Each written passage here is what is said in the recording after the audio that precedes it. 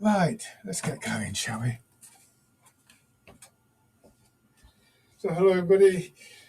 It's always nice and easy. Just get your feet into position. It's just shuffling around a bit. I don't seem to want to go into position. Do you have days like that where your feet don't seem to obey you? And just swinging your arms around. We were saying what a nice morning it was around here today, and you know, if you do get a chance to go outside, you've got somewhere you can just practice for a little while. You might not want to do everything, but don't overlook these initial exercises that we do. They're very useful movements, and it's always nice to do something a little bit faster, especially in the morning. These are good movements. They have a lot of Tai Chi in them, but they also have a little aerobic quality. They've got your heart beating very gently, loosen up your shoulders, and so on. You could spend a long time. They're a whole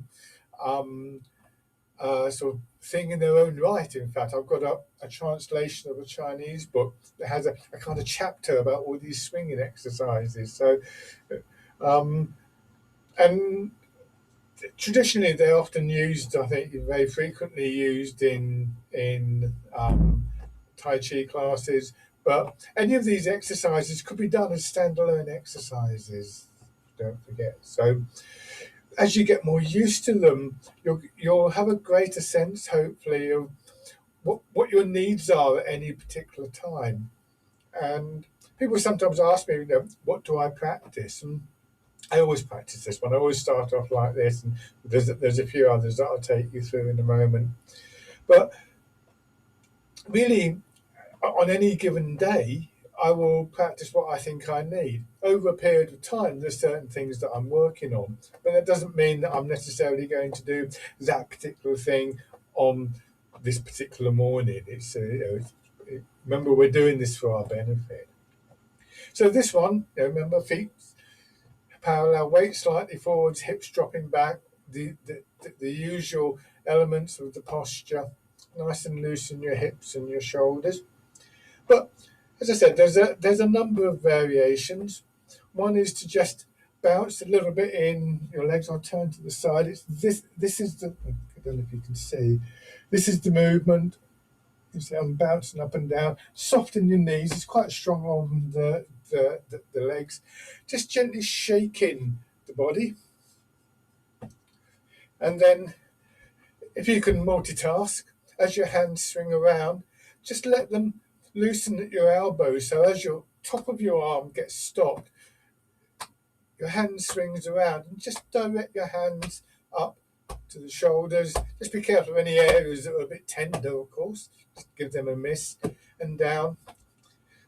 These shaking movements are used in Chinese medicine to release what we would call stagnation. So it's quite a good sort of motivational exercise.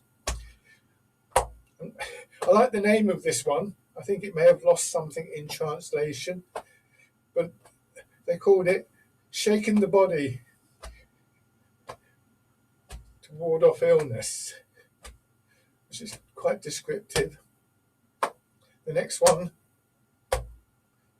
uses the same name, but this time you put your hands here over your kidneys, pressing gently, still shaking up and down. If it's uncomfortable with both hands, use one hand and swap over. Tend to use the palms of my hand, but again, if it's more comfortable with the back of your hand or something, then do that. And this is shaking the body, massaging the kidneys to ward off illness. So there you go. Kidneys are a very important part of the body in Chinese medicine. They're described as the boiler house of the body. And this is nice. If you're a bit stiff in your lower back, this is a really good exercise. And then just let your hips settle and back to our standard routine.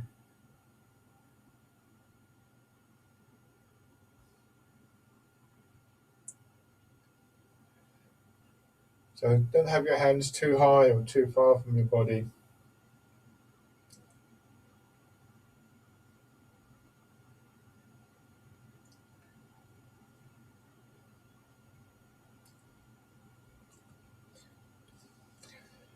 We can also use faster movements in forward stance. So you put one foot forwards, pushing your weight forwards and backwards, and just letting your body turn. So that basically, like the first exercise that we do, but with the movement of the weight.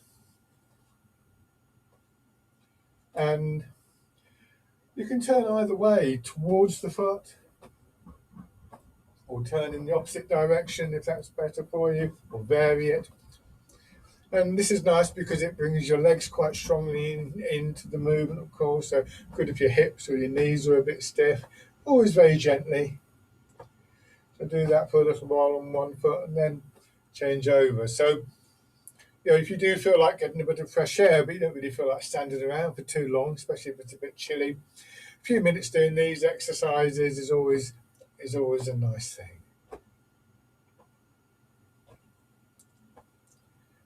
So I don't do the full range of these exercises in every class, but as you see, there's any number of variations, again, change in direction. Always nice and loose in the shoulders. So there's always some faster exercises. Originally, of course, the Tai Chi system would have had faster exercises in, although people tend to view it as a slow exercise.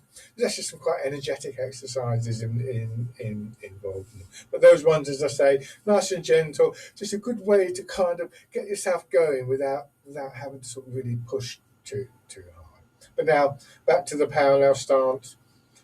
Weights slightly forward, hips dropping back, bring your hands around, cradle the ball, and push it up. Expanding and contracting, just allowing your center of gravity to drop, yielding to the pull of gravity through your body. Just try and be aware of the alignment of your body. You won't necessarily get into, well, you probably won't get into great posture to start off with. Remember, we're doing these exercises to help us. So as you go down, you may notice you're leaning back or tilting over or something like that. Gradually, as you remember the feeling of the movement when it's working well for you, you start to make adjustments. Sometimes it feels as though those adjustments happen automatically. And that's really just your intuitive awareness kicking in. And this is what we want, of course, a lot of these things to only really make themselves felt when they go wrong. So in our daily lives, we become aware of a lot of background elements, noises, movements, the noises that your house make. If you put your kettle on to make a cup of tea, then quite often you'll find yourself moving towards the kettle just before it starts to boil. You're not even thinking about it, you just hear the change in the noise made by the water bubbling. Things like that. And so with time and with practice, many of these basic elements do become just automatic to us. Sometimes you may find yourself walking around or standing in a queue or something like that, and suddenly realise that you're not holding yourself well, your posture's tight, you're not rooting down. And that can feel like a bit of a failure. But actually, it's probably quite a good thing because you've noticed. And chances are that meant that you were actually in quite good posture, but you lost it.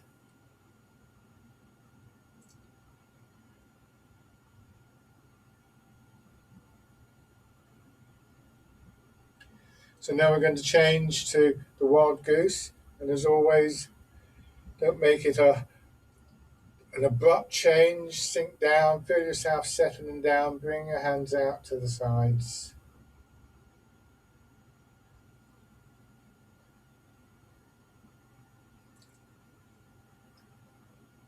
The image of the bird in flight. Or what I've mentioned before is as though you were just waving a feather up and down in the air. Elbows, shoulders, wrists, the joints of your fingers, again quite soft, a slight curve in them, never extending them so that they're locked out.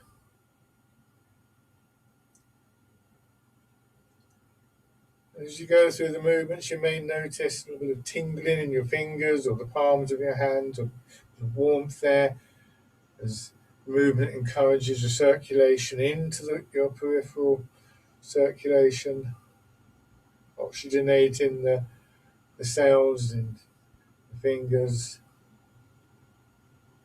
In fact, that will be happening all through your body. Do one more. And then parting the clouds.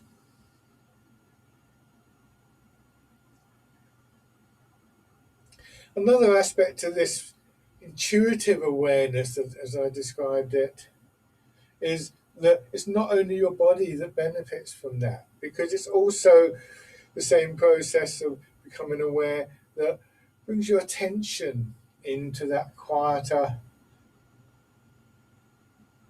kind of spacious area. And so gradually, just as we maintain our route, even when we're not having to consciously think about it, so there's still a little bit of a connection to that quieter space.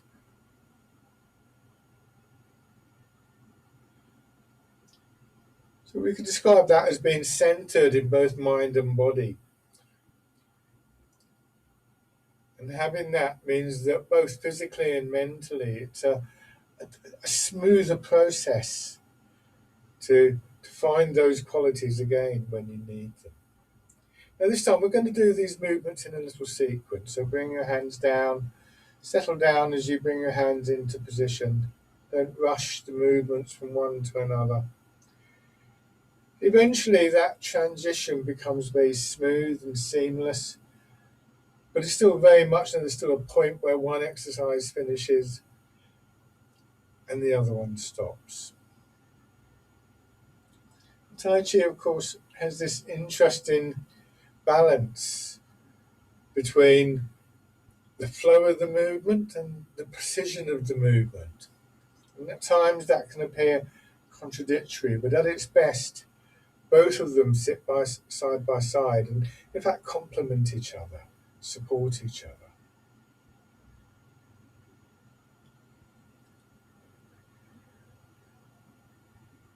So there isn't a particular change in your legs as you do this in sequence. Sinking down and pushing up, your legs are extending a little bit and then being compressed down by the pull of gravity. But there are variations in the upper part of your body from one movement to another. Just see if you can notice some of those.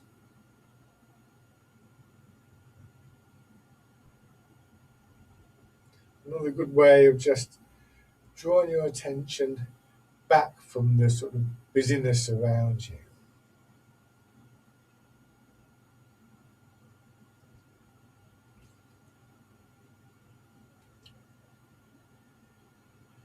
Let's do this one more time.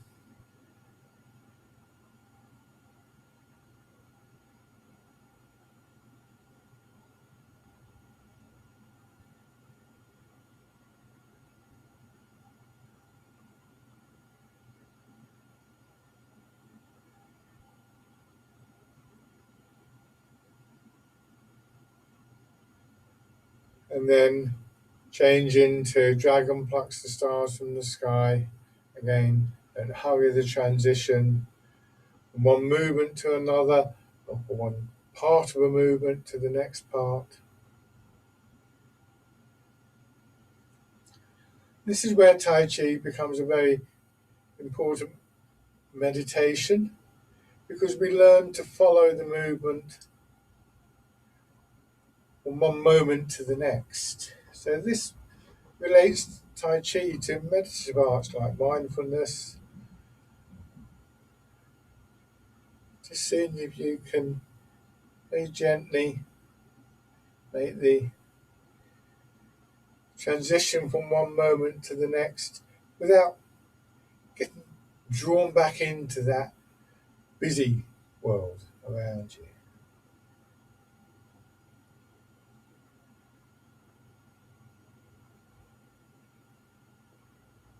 Dragon plucks the stars from the sky.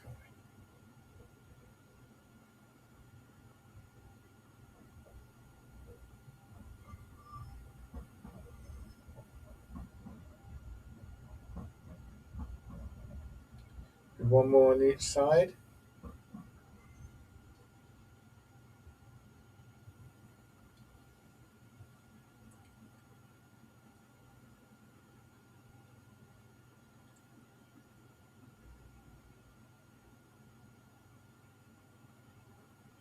And then let yourself finish. Bring both hands up and pushing in 4 directions. Just keeping your hips dropping back. And when you do the turn, get a feeling of turning around the center part of your body.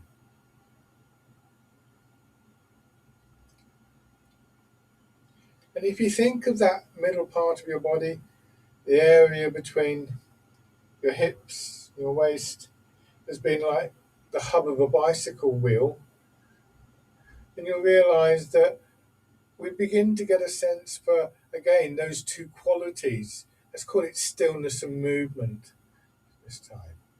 That there's a quality of stillness that actually helps the movement. And an awareness of how the movement works will lead you into that still quality.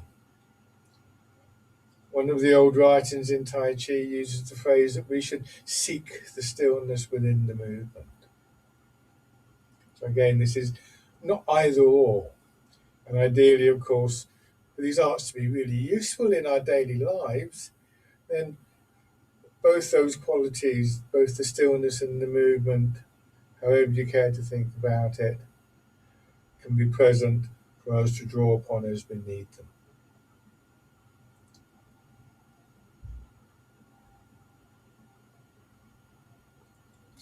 And again, just focus your awareness by noticing the changes in your body between one movement and the next, one stage of each movement and the next.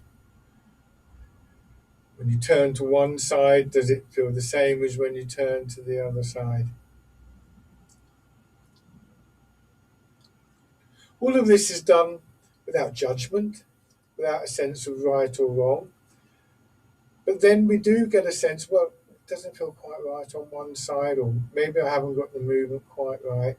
So that sort of non-judgmental observation becomes the foundation for beginning to bring about changes. And as we've noticed in the past, that may just happen intuitively. Or we may want to think about it a bit more. Am I moving my arms correctly? Are my hips correct? Are my knees correct? And so on and so forth. There may be a little bit of analysis that starts to come into that as well.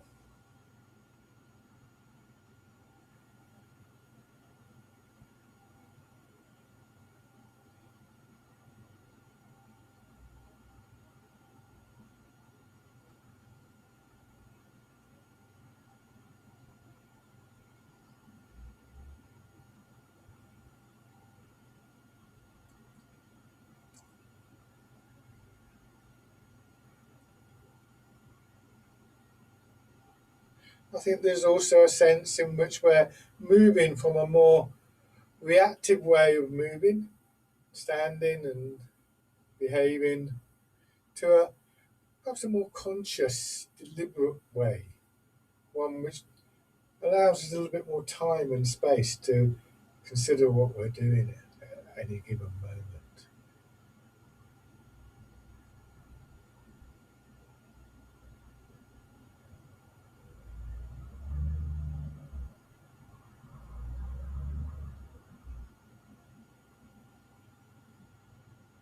Do one more round.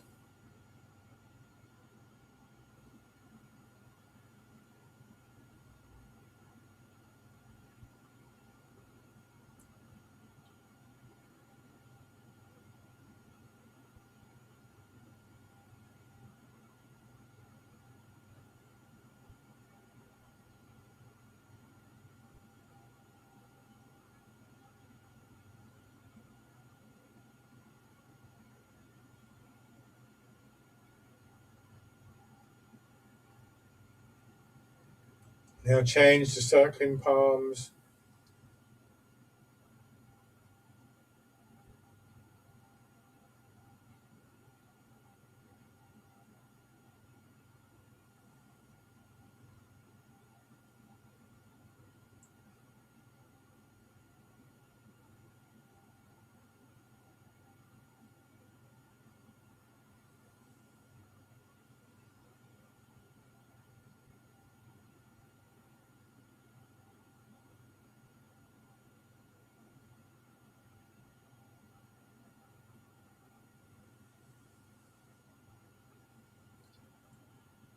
And to turn in if it's comfortable for you.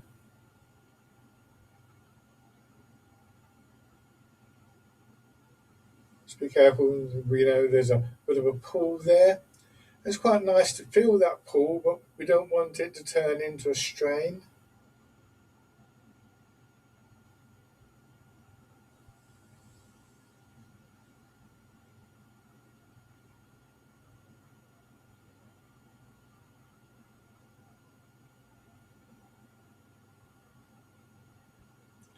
And then switch to the other side.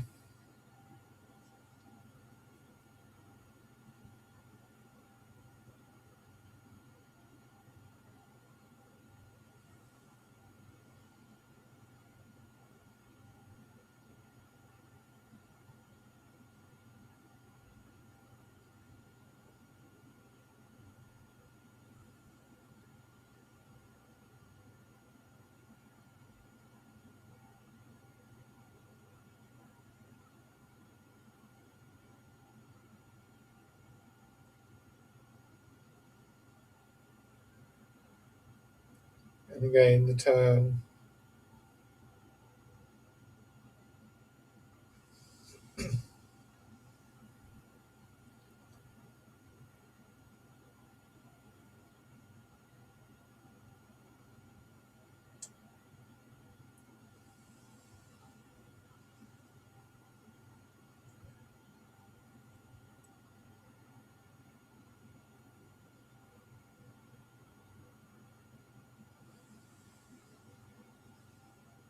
And then rowing a boat in the middle of the lake.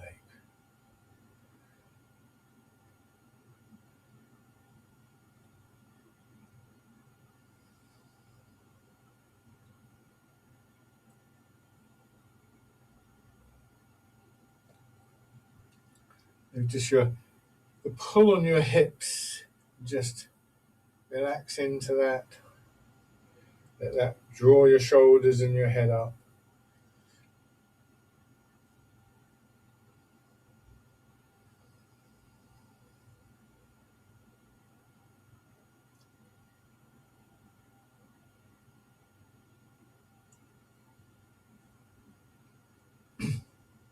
One more time.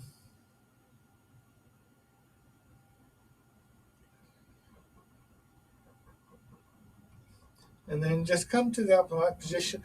Go back to this for a few moments. And if you sort of felt a bit of tightness building up in your shoulders or your back or somewhere, just let that drain away as you do this. And your arms quite heavy. And then a bit like a ball coming to rest on a lawn when you've rolled it along or something like that. Just gradually slowing down until you find that you roll to a halt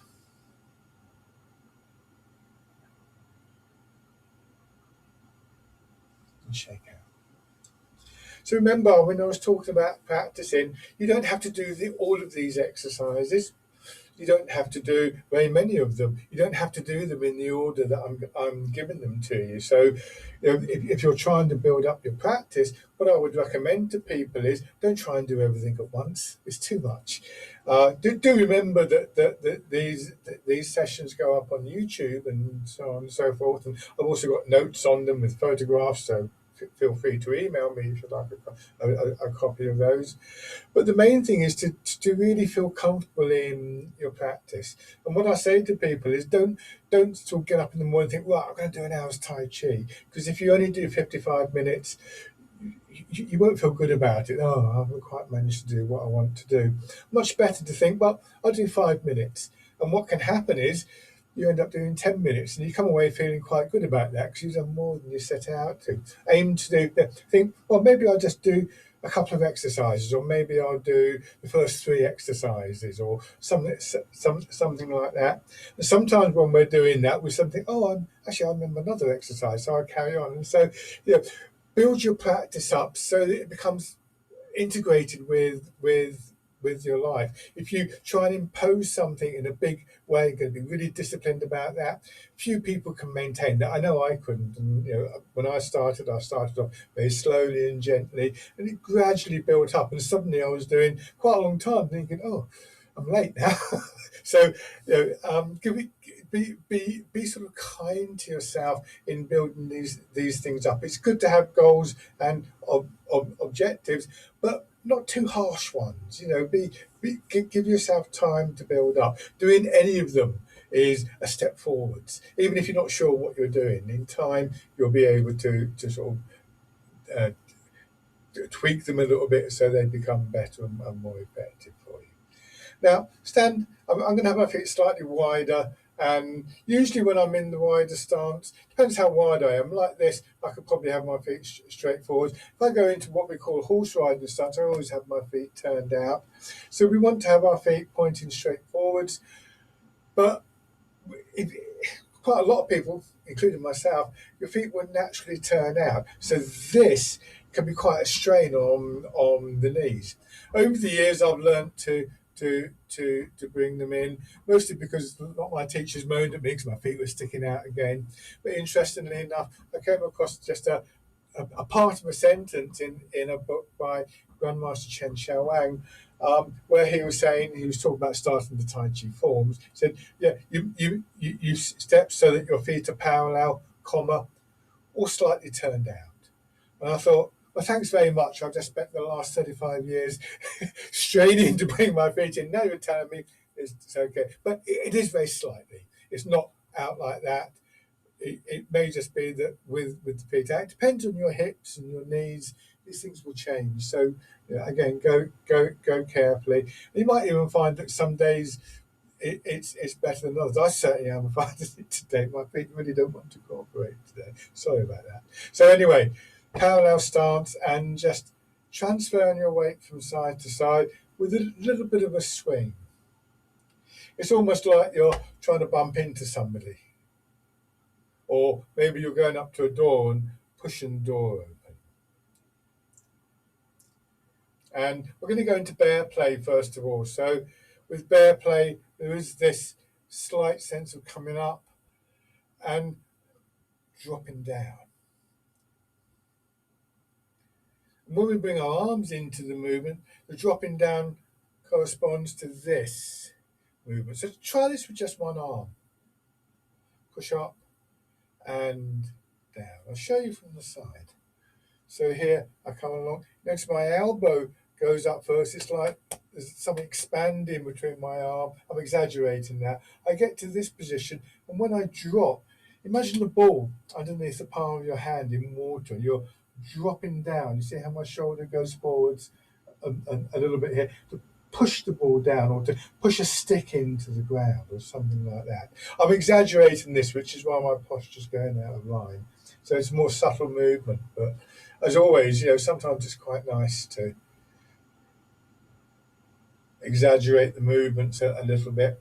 This movement, as you push up, this expansion here, if you put one hand on your rib cage, you may even feel there's a sort of that opening up. We're not moving the weight at the moment, so I'll explain how that works when we do. Now try that on the other side. Another way I sometimes think of this is that the push up, if you imagine somebody playing a set of bagpipes or something like that, they blow into the bag and the bag expands and pushes their arm out. So the push up is like blowing into the bag. It fills up this space between the side of your body and your elbow and the top of your arm.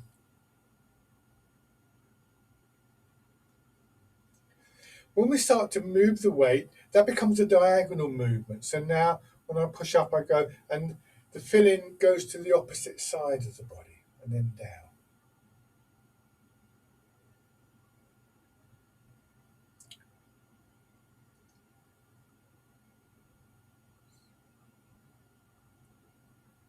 And as you can see, I'm no longer doing quite such exaggerated movements.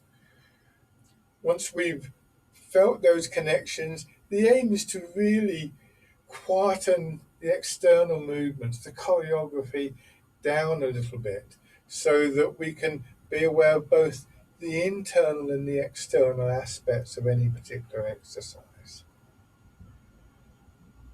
You may want to just make it a really small movement so you really feel what's happening inside the body. Again, playing around with a sense of curiosity. What happens if I just do it like this or like this? But again, there will also be times, hopefully, when you get a little bit beyond that and you're just doing the exercise. You feel like the bear strolling through the woods, you feel the smoothness of the movement, you feel the strength of the movement, and so on.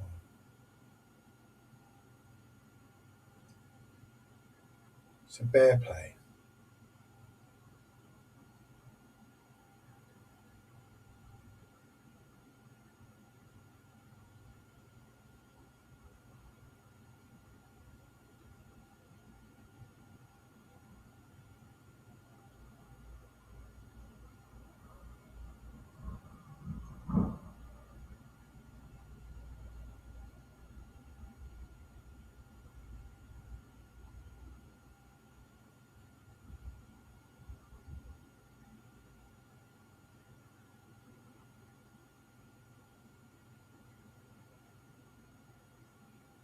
One more time. Push down and then just resting that leg, turn out. So you notice how my hand's being drawn out, turn it palm up, and now going into hitting the ball in front of the shoulder. So each exercise is complete in its own right, but it's also quite nice to get that transition from one to another. In the Tai Chi tradition, of course, there's a lot of emphasis placed on what we call the forms, the sequences. They're really the tip of the iceberg in terms of Tai Chi, but they're very visible and they're very lovely to be able to do. But if you don't have the time or even in some cases the ability to remember even a shortish form, that can be quite difficult, then you can get some of the same effect moving from one exercise to another. And as we've seen today, you can even combine exercises into little sequences.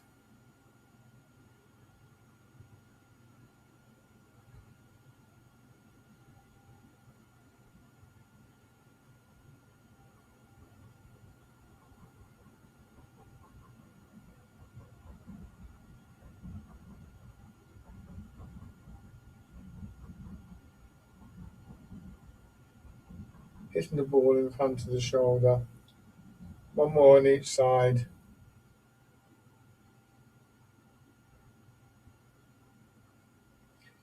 Cow gazes at the moon, as always, a little bit more expansive. And not just in your body, but in your awareness as well, because here you're very deliberately looking out, you're gazing at the moon. So the moon's quite high up. And so you look between your hands and you look out as though you're looking towards the sky. Or indeed, if you are outside, you're looking towards the sky.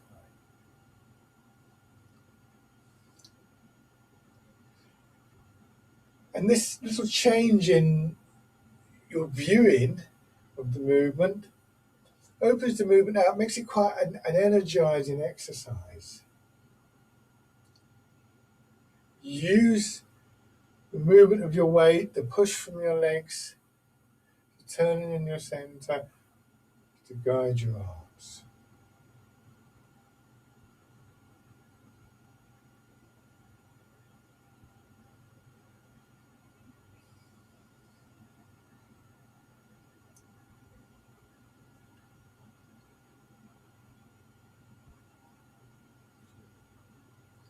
Again, one more on each side.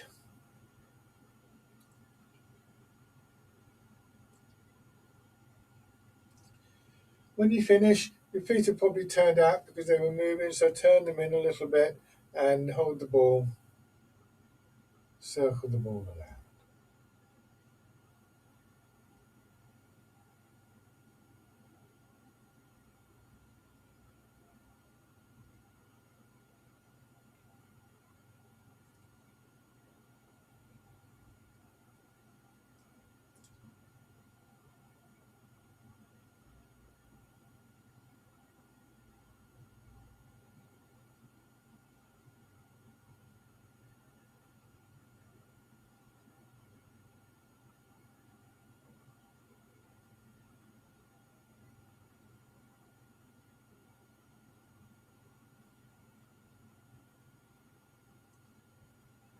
Good, and then go back in the other direction.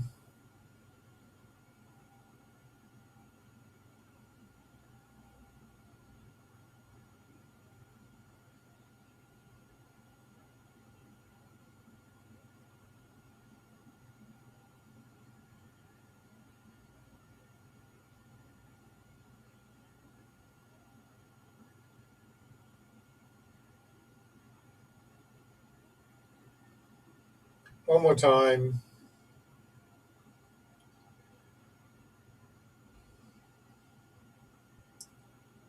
And again, just swinging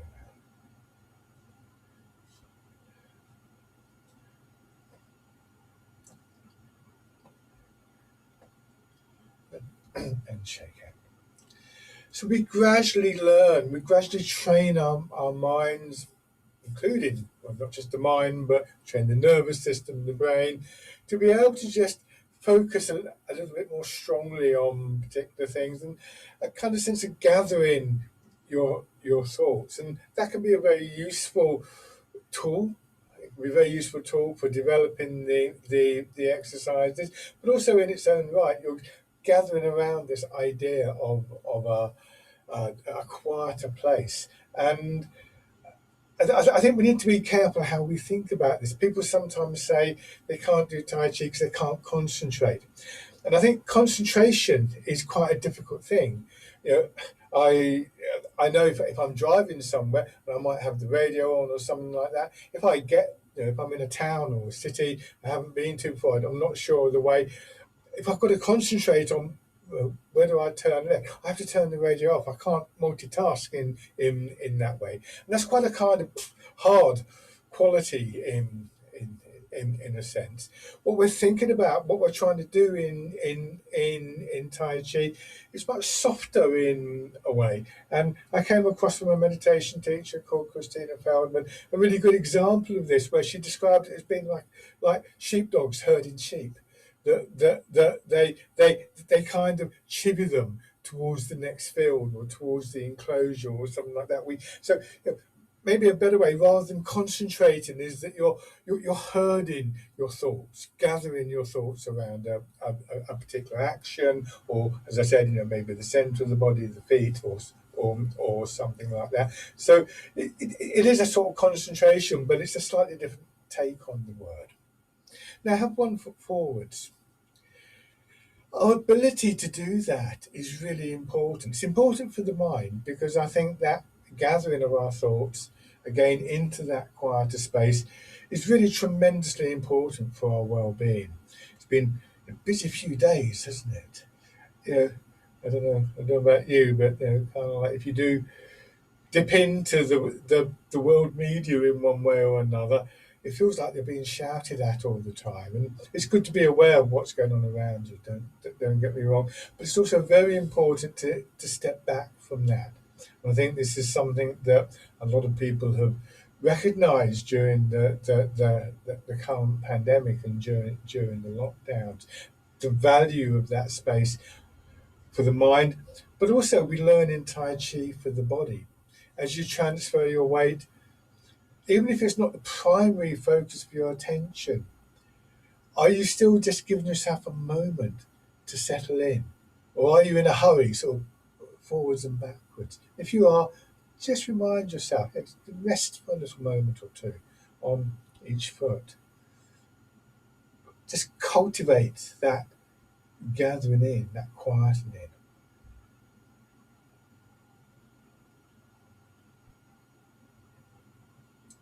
It is natural for us to lose that, by the way. Our minds, our senses are there for a reason. The senses are constantly monitoring our environment. That's the survival thing as much as anything else, isn't it? But if you're walking down the road, you don't want to be so taken up with sinking into each foot that you bump into somebody or step out in front of a bus. Your ears will tell you if you can hear the bus, your eyes will tell you, and so on and so forth. So the act of getting drawn out of that space is a very natural and a very useful one. What we learn in Tai Chi is that, again, these two aspects of ourselves complement each other. And then we can use that settled feeling to help us with the stepping, raising your toes and your heel.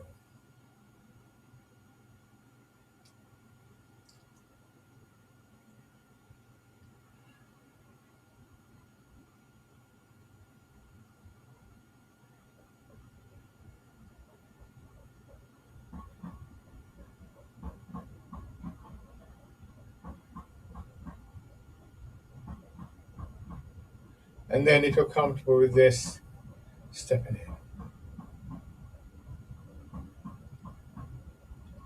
Remember, your leg contracts in and expands out, pushing the heel into the ground, pushing the ball of the foot gently into the ground, planting your foot.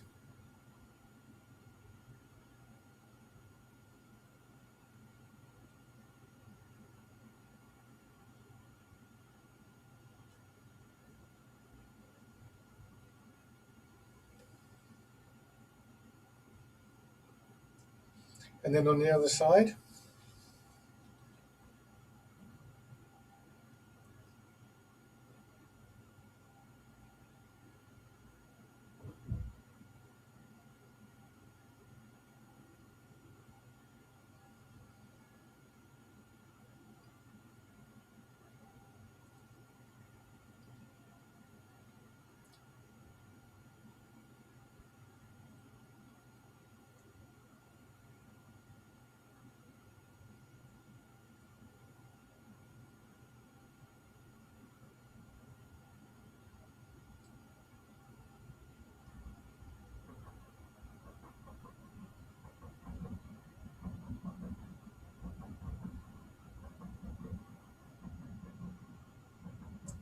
and then raising your toes and your heel.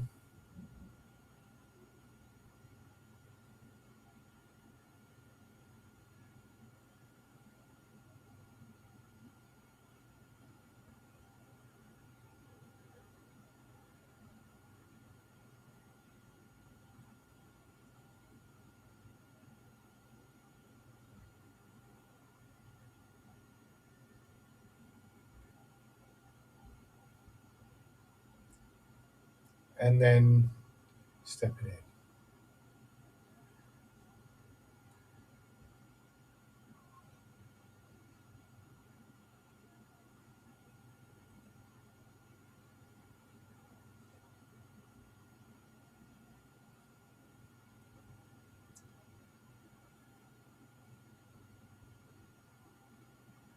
And then if you've got room, whichever way first, just take a couple of steps either forwards or backwards. Very carefully.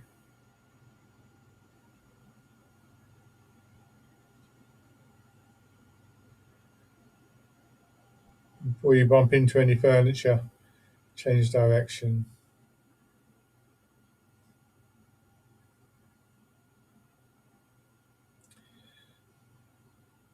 So the great thing about a lot of these exercises, of course, is that they can be done in quite a small amount of space. Again, that can be very important depending on what space you have available to you, really. But you could do, if you've got a hall in your house, you could do the walking up and down in the hall, couldn't you, or something like that. If you don't feel like going out in the garden, then and doing it in case the neighbours laugh at you.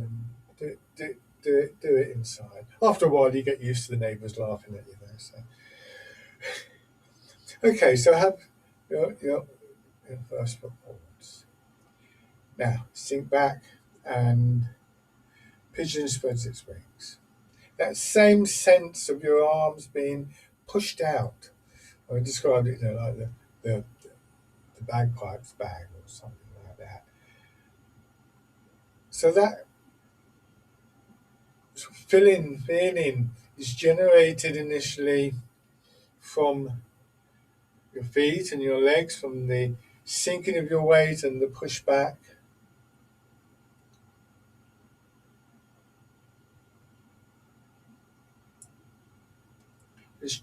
It's transmitted through the upper part of your body. So, see if you can just notice a kind of pathway, a route that the movement is taking.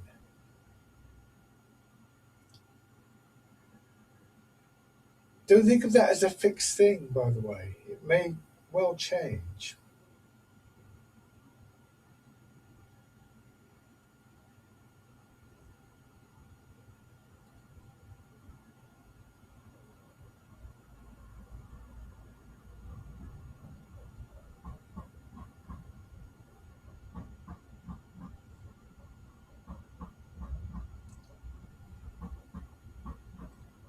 Good, and then we're going to change, sink back, bring your hands around, palms forwards, hands slightly behind your hips. You go forward, you imagine the curve out and around, and then go back.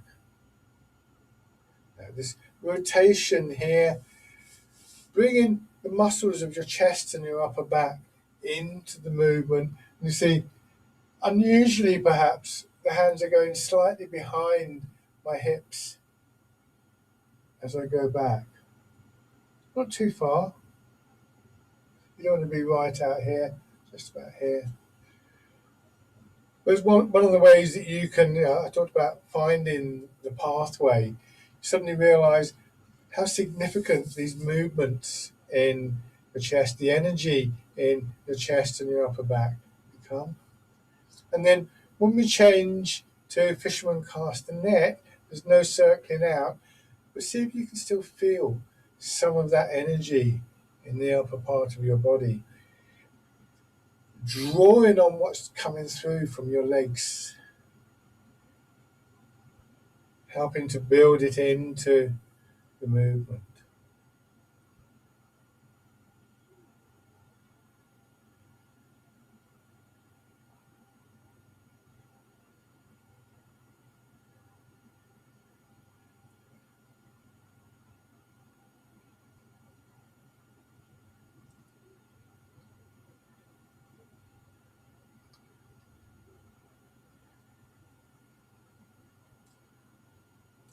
And then we change to pushing away, or further name, pushing the boat.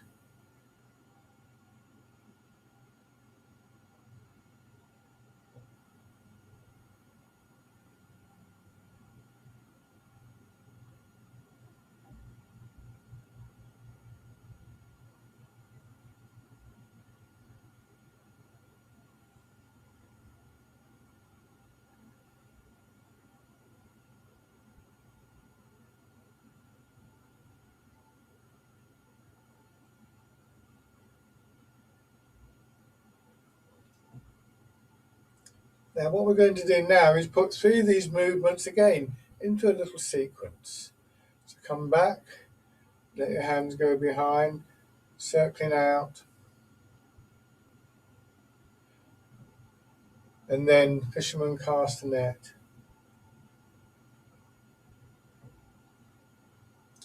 Pushing away. So same movement coming up from your feet and your legs.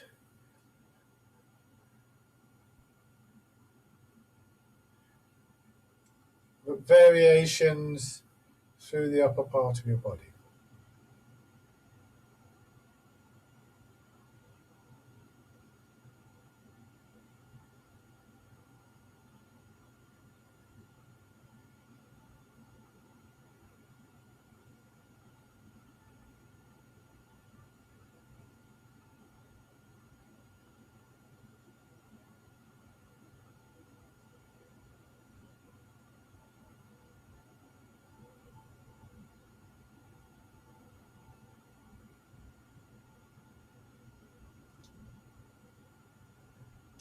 One more round.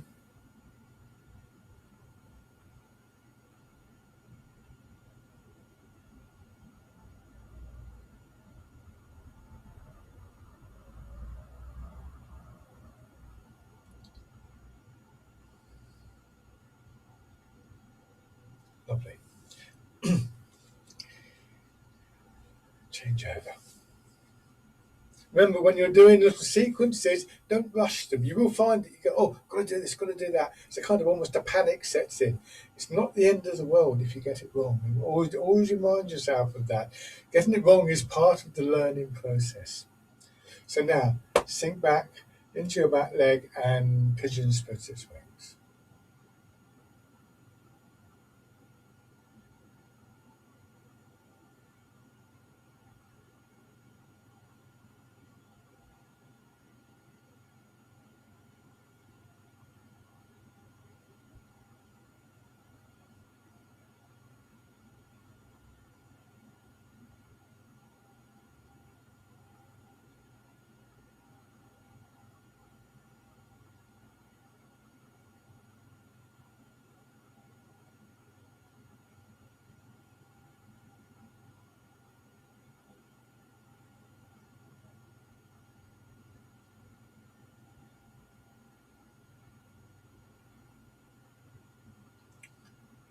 And then change.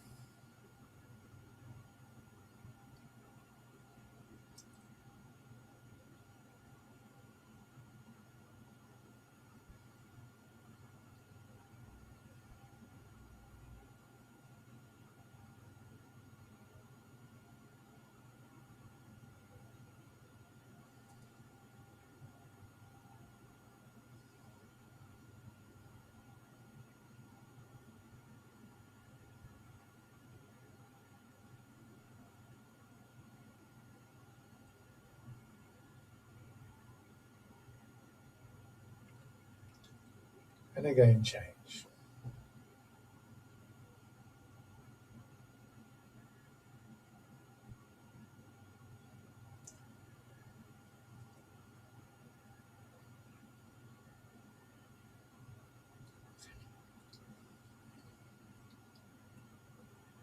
You feel that your attention has drifted off.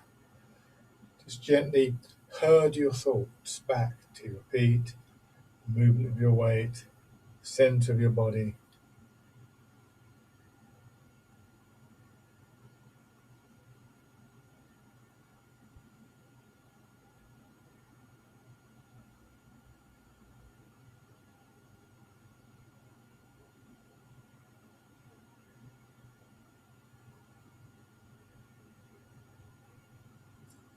Again, changing.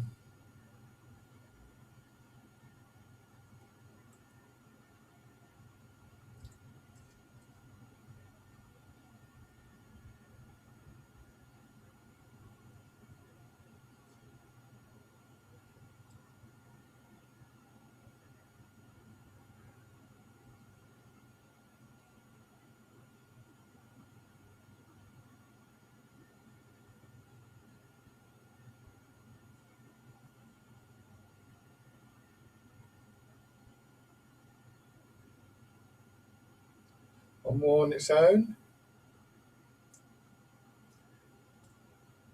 And then here, hands coming out into a little sequence. When you get lost in the sequence, don't flap your arms around, just gently once again. Bring your attention back to your feet. Build the movement up again. No hurry. This is not a competition.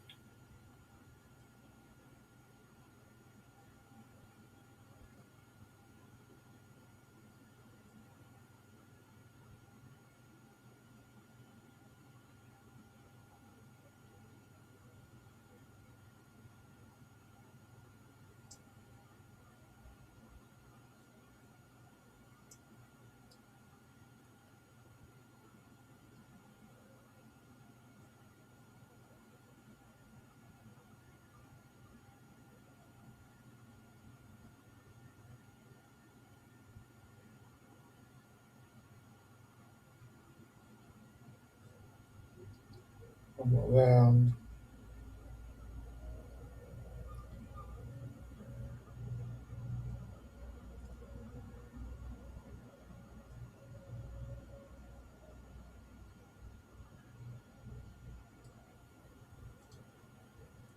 Shake it. Good. If you do find that you're struggling to remember which comes next, and you make the odd mistake, I I do remember once when I was training with Grandmaster Chen Xiaowang, who I mentioned earlier. I mean, Grandmaster Chen is one of the preeminent practitioners in the world. He's in his 70s now, but he started when he was that high. I've actually seen him make a mistake in the sequence of movements, which, I mean, to be fair, it was a lot more complicated than what we've just done. But actually, it was quite interesting because it was like, oh, right, okay, he's made a mistake. He wasn't fussed, he just laughed about it, really. It wasn't a big thing. Everybody does that. It's just being human, really, isn't it? So don't see that as a massive failure. And in fact, if anything, one of the crucial things I think is really not can we do these things perfectly, but what happens when things do go a little bit wrong? Can we come back? If we walk down the road and slip, can we find our route? If we get a bit distracted or kind of like lose our temper with somebody else, can we come back? And it's really that coming back. So in some ways, the more you mess up doing the exercises, the more opportunity you have to actually practice that valuable returning. So, rubbing your hands together and tapping over your face.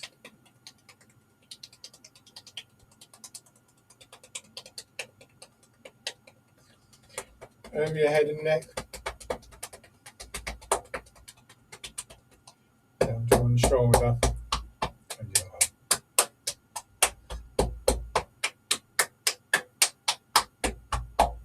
other side.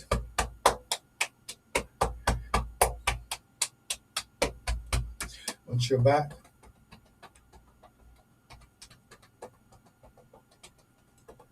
And your legs.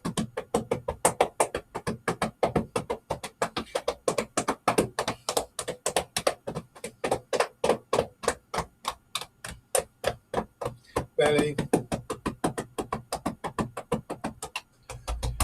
And the upper part of your chest. And shake it. Most of the sequences are most of the forms that we do in Tai Chi take up quite a lot of space, but there is a little one that I've been thinking about maybe teaching online that really you can do in quite a small space, and is modular. It can even be done seated. So if anybody's interested in that, let me know. Maybe I'll try and set up an additional class for a while. It shouldn't take too long to get the basic movements. So. If you feel like going a little bit further and fancy one of the sequences, give me a shout and I'll look at how we can maybe do that at some point. Not in these sessions necessarily, maybe as an addition to an extension of this if anybody's interested, or perhaps in a separate session. Let me know what would suit you. So, embrace tiger, return to mountain, sinking down and then pushing up. For me, it's very interesting that the very act of pushing up and extending outwards makes me more aware of the energy, the pull of gravity that is going to really help me come back to my center. So again, we're looking for a balance, a harmony between what appear to be opposites. I can feel the pull on my hips. I don't want that to become a strain. So there comes a point where a kind of natural cycle of movement will bring me back.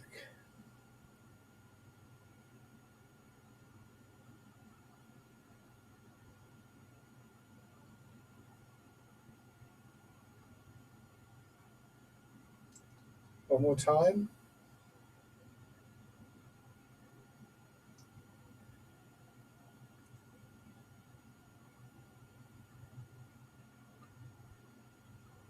And stand.